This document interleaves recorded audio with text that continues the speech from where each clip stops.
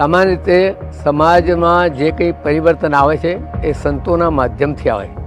જો સામાજિક સમરસતા નિર્માણ કરવી હશે તો સાધુ સંતોએ અને સમાજના બધા જ લોકોએ સાથે મળી અને આ કામ હૃદયથી કરવું પડશે તો સામાજિક સમરસતા નિર્માણ। રીતે પૂજ્ય સંત આસારામ બાપુ એ પણ કેટલો વનવાસી ક્ષેત્રોમાં કેટલું બધું કામ કરે છે, કેટલું ધર્માંતર રોકવાનું કામ કરે, હિન્દુ સમાજ માટે કેટલું બધું કામ કરે છે। એ બધાને આપણે સમાજ સાથે જોડી રાખવાનું, એનું સન્માન વધારવાનું કામ પણ આ સંતો દ્વારા થઈ રહ્યું છે અને વિશ્વ હિન્દુ પરિષદ સંતોના કારણે જ આ બધું કામ કરી શકે છે। સૌને ન્યાય મળવો જોઈએ, ન્યાય બધાના માટે છે। 85 વર્ષની ઉંમર પર એ જ્યારે સમાજની સેવા કરી રહ્યા છે તો આવા સંતને પણ મુક્ત કરવા જોઈએ એવી મારી સરકારને પણ અપીલ છે। અને એમાં તો ખાસ કરીને કેન્દ્ર સરકાર અને નરેન્દ્રભાઈ પોતે આ બધા લોકોને સારી રીતે ઓળખે છે। માતૃપિતૃને પણ એક દિવસ પૂજન કરવાનું, પાછી 12 મહિના હેરાન કરવાનું એવું આપણે ત્યાં છે નહીં અને એ માટે આસારામજી પોતે પણ એટલું બધું કરી રહ્યા છે મહારાજથી। આપણી તો દીવા પ્રગટાવવાની સંસ્કૃતિ છે, એટલા માટે દરેક સ્કૂલોની અંદર, આખા ભારતભરની સ્કૂલોની અંદર, આ આશ્રમોની અંદર, મંદિરોની અંદર આ પરિવાર સંસ્કાર કરવાની આવશ્યકતા છે।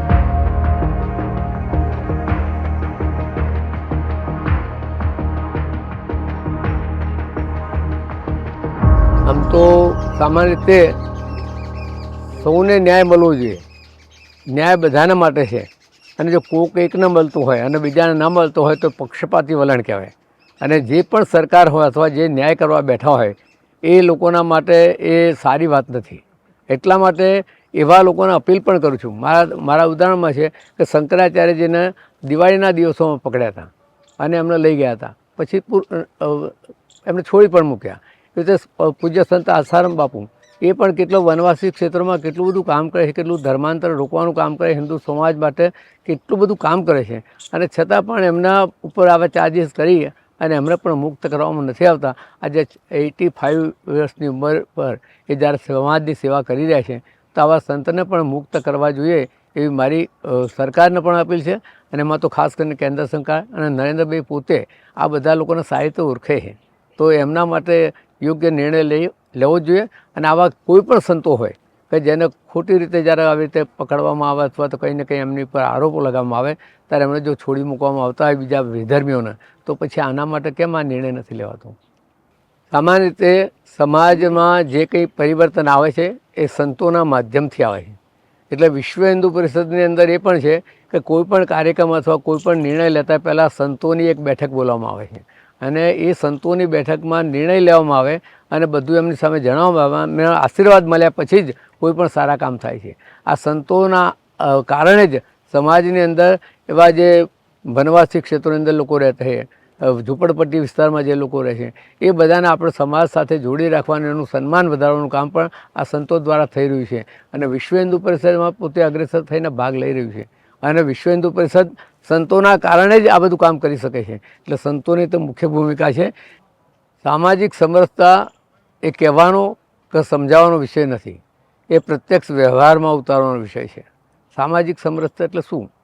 આમ 5 આંગળીઓ હોય છે, દરેક આંગળી સરખી નથી હોતી પણ છતાં બધી આંગળી જ્યારે ભેગી થાય અને અંગૂઠો હૃદયની શક્તિ ભેગી થાય ત્યારે એક તાકાત ભેગી થાય છે। એટલે જો સામાજિક સમરસતા નિર્માણ કર્યું હોય તો અલગ અલગ વિચારવાળા, અલગ અલગ સંપ્રદાયવાળા બધા જ લોકો છે એ બધાને સાથે રાખી અને હૃદયની શક્તિથી હૃદયપૂર્વક કામ કરવું। માત્ર દેખાવ માટે કે ચલો છાપા માપવા માટે જો કામ કરીશું ને તો સામાજિક સમરસતા ક્યારેય નિર્માણ નહીં થાય। જો સામાજિક સમરસતા નિર્માણ કરવી હશે તો સાધુ સંતોએ અને સમાજના બધા જ લોકોએ સાથે મળી અને આ કામ હૃદયથી કરવું પડશે તો સામાજિક સમરસતા નિર્માણ થાય।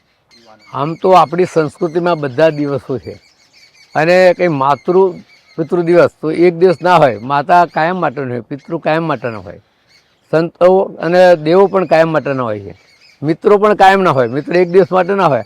વન ડે એટલે વેલેન્ટાઇન ડે, એક દિવસ માટે મિત્ર હોય। કૃષ્ણ સુદામાની મિત્રતા આપણે જોઈ છે તો આવા મિત્રતાના દિવસો આપણે ઉજવાય। મિત્રતા કાયમ માટેની હોય, એક દિવસ યાદ કરી અને પછી ભૂલી જવાનું એવું ના હોય। માતૃપિતૃને પણ એક દિવસ પૂજન કરવાનું, પાછી 12 મહિના હેરાન કરવાનું એવું આપણે ત્યાં છે નહીં।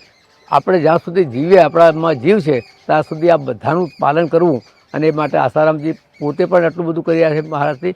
હિન્દુ સમાજમાં આપણી પ્રવૃત્તિ ખીલે, આપણા પરિવારો સુધરે અને જે પશ્ચિમી સંસ્કૃતિની અંદર પલટાઈ ગયા છે એ ફરી પાછા આવે આપણે જન્મદિવસના દિવસે અત્યારે મીણબત્તીઓ ઓલવીએ છીએ. આપણી તો દીવા પ્રગટાવવાની સંસ્કૃતિ છે. આ બધું યોગ્ય નથી, પણ જે સમાજ જે દિશામાં જઈ રહ્યો છે એને બદલ કરવા માટે આપણે બધા એક સાથે મળી અને કામ કરીશું તો આ બધા જ દિવસોને આપણે સારી રીતે એક દિવસ નહીં કાયમ માટે આ દિવસો મનાવી શકીએ. ભવિષ્યનું ભવિષ્ય એટલે બાળકો છે. જો એ બાળકોને યોગ્ય સંસ્કાર આપવામાં આવશે તો આવનારી પેઢી એ દેશ માટે મદદરૂપ થશે અને દેશનું કલ્યાણ થશે અને રાષ્ટ્રનું કલ્યાણ થશે. એટલા માટે દરેક સ્કૂલોની અંદર, આખા ભારતભરની સ્કૂલોની અંદર, આ આશ્રમોની અંદર, મંદિરોની અંદર આ પરિવાર સંસ્કારો કરવાની આવશ્યકતા છે.